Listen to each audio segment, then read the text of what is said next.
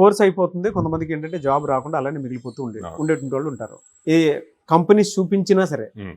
Major mistakes ఎక్కడ జరుగుతున్నాయి అంటే పేరెంట్స్ కూడా రియాలిటీ తెలియాలి కాబట్టి అడుగుతున్నాను, హార్ష్ రియాలిటీ తెలియాలి కాబట్టి అడుగుతున్నాను. అసలు మేజర్ మిస్టేక్ ఎక్కడ జరుగుతుంది సార్ అసలు?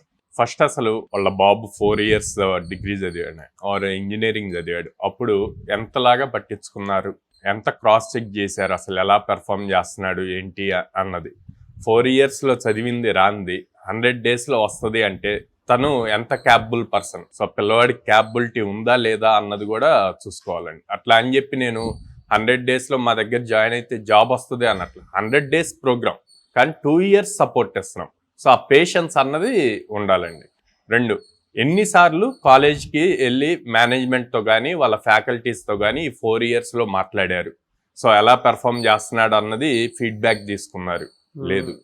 సో అక్కడ 4 years మీరు వదిలేసి ఇక్కడికి వచ్చి 100 daysలోనే మాడికి 100 days అయిపోయింది కదా సార్ ఇంకా జాబ్ రాలేదు అంటే ఎట్లాగా అంటే బోత్ సైడ్స్ చెక్ చేసుకోవాలి, ఒక సైడ్ బ్లేమింగ్ ఎప్పుడు చేయకూడదు అంటాను. సో ఇక్కడ ఈ 100 daysలో ఎన్ని ఆపర్చునిటీస్ వచ్చాయి, ఎన్ని చూపించారు, ఎన్ని అటెంప్ట్ అయ్యాడు అన్నది కూడా చెక్ చేసుకోవాలి. చాలా మంది స్టూడెంట్స్ అసలు ఎన్ని ఆపర్చునిటీస్ వచ్చాయి అన్నది మెన్షన్ చేయరండి. సో అందుకు మనం ఎవ్రీ సండే రిపోర్ట్స్ కూడా పంపిస్తాం, ఇన్ని వచ్చాయి. ఎందుకు మనం ఎవ్రీ వీక్ గ్యారెంటెడ్ 3 drives అని చెప్తున్నాం. సో ఆ 3 drives వచ్చాయో లేదో పేరెంట్కి తెలియాలి కదా. సో ఆ ప్రూఫ్ కోసం ఎవ్రీ సండే వాళ్ళకి అప్డేట్స్ వెళ్తాయి అన్నమాట.